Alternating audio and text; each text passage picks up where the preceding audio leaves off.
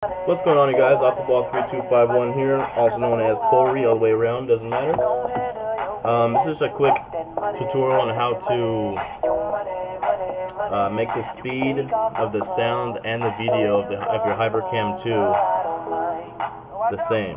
Usually when I first started it, the sound was way too fast for the video, so here's how you do it.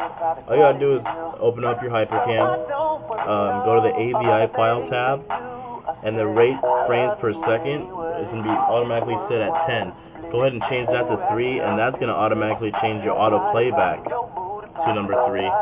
Then just go ahead and close the HYPERCAM, open it back up, start recording, do like a 10-second video, and then play and watch and see if it'll work. It should work for you, work for me, work for my other buddy too. You can set it to 405. It kind of slows down the video a little bit, but go ahead and let me know.